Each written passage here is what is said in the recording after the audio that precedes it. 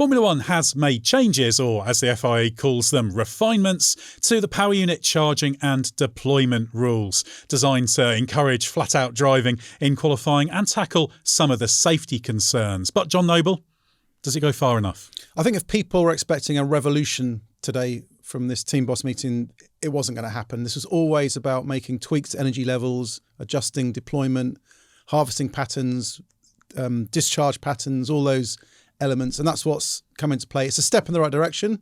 Will it cure everything? No, but I think it's the right move for now and gives us a hope that we can get back pretty close to flat out qualifying. Exactly. Well, they can't redesign the engines overnight, so they are lumbered with the hardware and the limitations. But there's several key areas that they've made tweaks. And first, we're going to talk about those particularly impacting qualifying. Now, John, they've said that the harvesting limit per lap in qualifying is now set to 7 megajoules, having been 8 megajoules. It could even be a little bit more than that, but that's a 1 megajoule reduction. And also now super clipping, which is when you're on full throttle, but you're harvesting.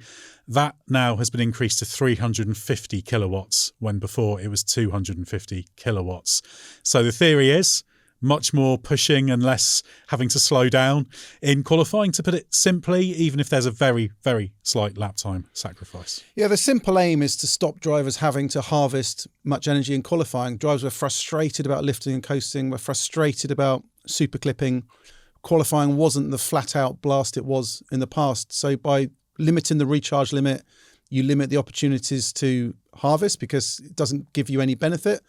By increasing super clipping, you deter drivers from lift and coast, because now it's more beneficial to super clip, because if you're doing it full throttle at the end of a straight, you've also got your active aero open, so the car's not slowing down. So it's a very efficient way now. So combined together, this should get qualifying not back perfect, not back to what it was in the past, but fairly close to being flat out and much more towards the challenge of a single lap out and out push, and no more about can I harvest more energy in this corner to save some battery and be quick on the straight that's half a lap away. Yeah, and of course, in terms of the impact on lap time, there's a slight impact, but not very much. And what it does mean is, because obviously your primary way of harvesting is on the brakes, and then you get a little bit from the part throttle stuff when you're going through corners before you're up to full throttle. But the FIA says they reckon that it means the super clipping will be 2 to 4 seconds, varies depending on the circuit, on top of that to get you to that harvesting level. So that's not too disruptive. There's still going to be some areas where you're not running at full power with full deployments. There's still going to be some super clipping, but it is at least mitigated. Yeah, the batteries aren't big enough to be flat out everywhere. So you cannot escape the fact that you are still going to be energy starved to a level. It's what level that's pitched at. In terms of lap times, there was always going to be a compromise. You can't give cars less energy and expect them to be as quick as they were before. So there will be a hit. From analysis that I saw from Suzuka, I saw some team simulations. If you go from 8 megajoules down to 7 megajoules, the loss was about 7 tenths per second. But if you went down to 6, it jumped nearly to 2 seconds. So it's quite a big difference. So there was some talk that potentially they could go down to 6, but in the end, I think they've gone for 7. Because the speed drop off less than 1 second in qualifying, you've got to be a fairly sharp eye to notice that difference. Yeah, and it should mean a slightly less curious shape of speed on the straights and slightly reduce the amount you're having to harvest in the fast corners. I personally don't think it's going to be a complete revolution. It's not solving it entirely, but it is at least a step in the right direction, and you're fundamentally limited by what the hardware is. So it's kind of a good pragmatic approach, I think, particularly that super clipping change. But we've also got changes in terms of the safety. So we've got the maximum power is 350 kilowatts in terms of the ERS deployment, but there are going to be circumstances in which that's limited now, aren't there? Yeah, so one of the key aims was to address this problem of big closing speeds between cars. It's highlighted by Ollie Behrman's being caught out by Franco Colapinto in Japan, a big crash. And one of the tasks and priorities of the FIA teams was to address these high closing speeds, which are caused by one car having zero energy, and in Ollie Behrman's case, having near maximum deployment, which triggers a 50-kilometre offset. That's not very safe if you're not expecting it. So what they've done, they've changed a few little tweaks to the regulations. One would be 150 kilowatt maximum allowance from boost based on what your current power is. So that's, and the boost is the push button give me all you got, isn't it? Yeah. So the boost is, what you'll use for a bit of extra power, either to defend or to overtake. So it'll be 150 kilowatt limit over the power you're getting from your ICE. So it should stop any unexpected surges. But there'll also be some variation. So you can only have 350 kilowatts primarily in straights. So accelerate out of corners down to the braking zones. And those areas that aren't obvious straights, so corners, so the section in Suzuka, for example, where Behrman crashed, these will be pulled back to 250 kilowatt maximum deployment, which should further minimise the chances of offset. It's about making sure cars are more predictable when you're racing them, and that when there is an offset, it's not as big as we saw in Japan.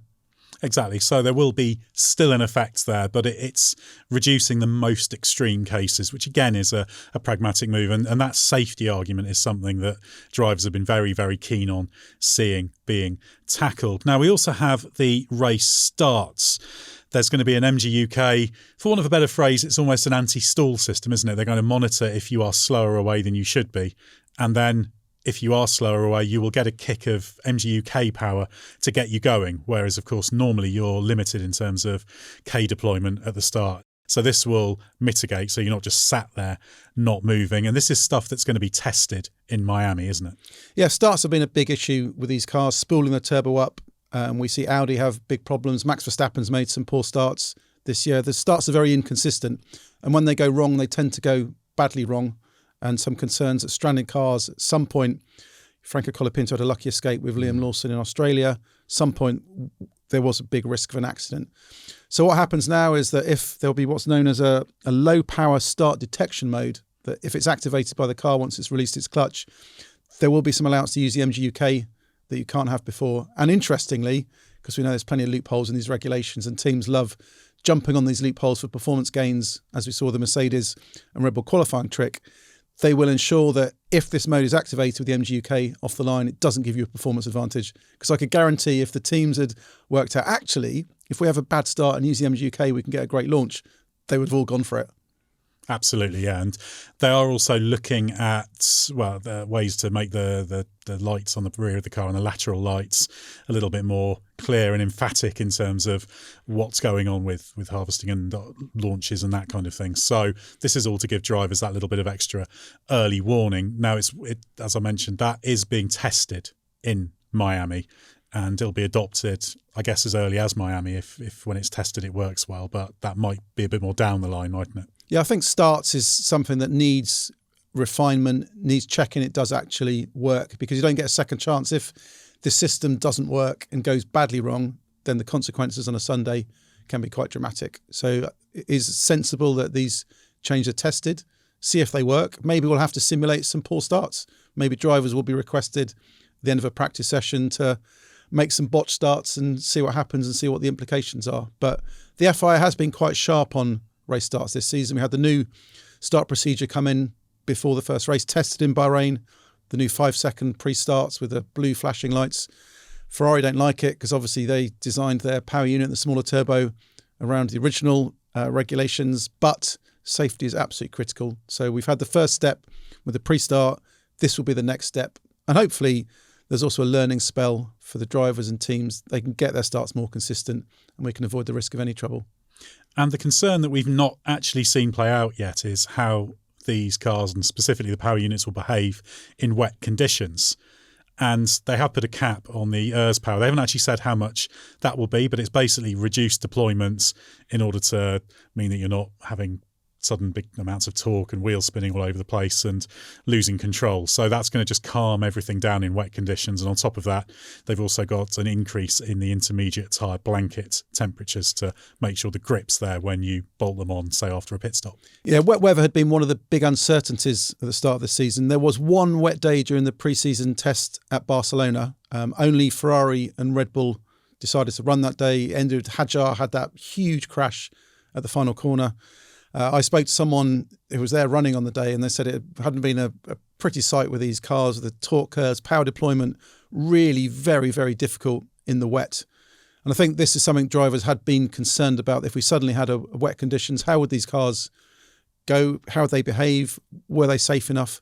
So I think this has been pushed to the top of the agenda as part of the discussions between the drivers and the FIA. So there'll be the power tweaks, warmer intermediate tyres, Changes to the lights as well, because we see these flashing lights on the back of cars.